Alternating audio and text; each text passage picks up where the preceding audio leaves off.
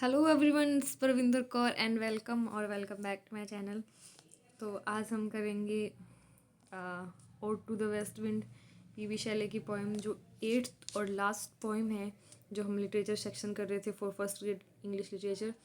उसकी last poem है और बाकी की जो 7 पोएम्स हैं वो आपको इसी चैनल पर प्ले लिस्ट में मिल जाएंगी। तो देखिए, ये जो पोएम है ode to the west wind PB Shelley ने लिखी है और ये 70 लाइन्स की पोएम है। थोड़ी सी लॉन्ग पोएम है, 70 लाइन्स की पोएम है। 14 लाइन्स ईच स्टेंजा के अंदर इसमें है। इसको लिखा गया था 1819 में, 1820 में इसको पब्लिश किया गया था। 17 lines poem divided into 5 sonnets, क्योंकि 14 लाइन्स की पोएम को हम सोनेट कहते हैं और इसमें इस तरीके की 5 सोनेट्स हैं। थोड़ी सी लॉन्ग पोएम है। राइमिंग स्कीम जो है वो ईच सेक्शन की अलग अलग है। ABA, BCB, CDC, DED। देखिए, जो हर फर्स्ट लाइन है वो एक थर्ड लाइन से मैच हो रही है। राइमिंग स्कीम में इसको टैरजा रेमा बोलते हैं। EE ये है इसका लास्ट में एक कपलेट है कि इसकी राइमिंग स्कीम है। कई बार राइमिंग स्कीम के क्वेश्चंस भी आ सकते हैं। और इसकी जो मेन थीम है वो डेथ और रीबर्थ के बारे में, जन्म, मृत्यु और पुनर्जन्म के ऊपर ये बेस्ड है।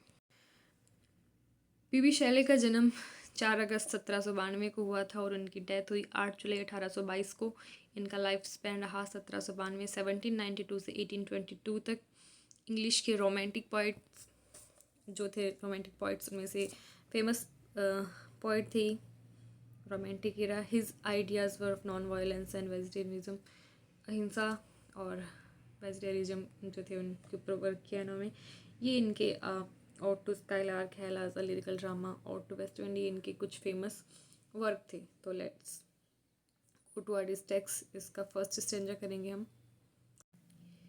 इसका जो लिटरेरी सेंस है पोएम का, O to the west wind ऐसी पोएम है जो पीवी शैले ने वेस्ट विंड जो है, वेस्ट विंड को एड्रेस करते हुए लिखी है। वेस्ट विंड से बात करी है इसमें, जो भी की गई है वो उसको डिस्ट्रॉयर एंड प्रिजर्वर कहा गया है, विनाशक और संरक्षक कहा गया है।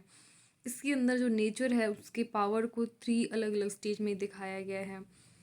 नए और फ्रेश तरीके के जो आइडियाज़ है वो इसमें दिए गए हैं। तो ये है गिवन स्टेंजा फर्स्ट, जिसके अंदर जो पीवी शैले हैं वो वेस्ट विंड को एड्रेस करते हुए कहते हैं, ओ वाइल्ड वेस्ट विंड दो ब्रीथ ऑफ ऑटम्स बीग। कि हे, इसमें यहाँ वेस्ट विंड है उसको वाइल्ड कहा गया है। हे wild west wind, breath of autumn, तुम ऑटम की ब्रीथ हो।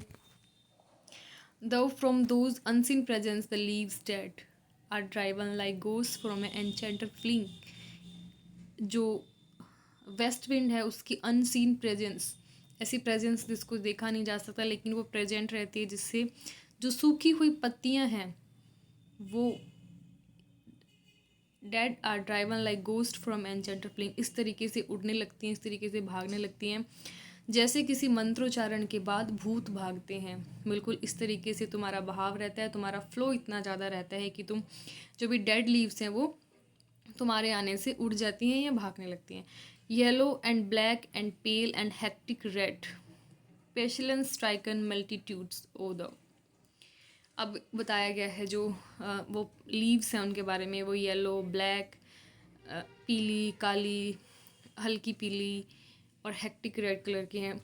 ओ chariotest of their dark wintry bed, the winged seed where they lie cold and low, each like corpse within its grave, until thine azure sister of sing shall blow her clarion over the dreaming earth,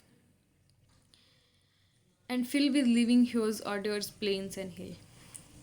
यहाँ पे PV Shelley कहना चाह रहे हैं कि तुम उनका एक जैसे चैरियटिस्ट, किसी भी गाड़ी को, किसी भी चीज़ को ड्राइव करने वाला रहता है, ऐसा चैरियटिस्ट बन के आते हो और उनको अपने डार्क विंटरी बेड की तरफ ले जाते हो, जहाँ पे वो विंटर का जो मौसम है उसमें वो आराम से सोए रहते हैं, मतलब मिट्टी में दबे रहते हैं।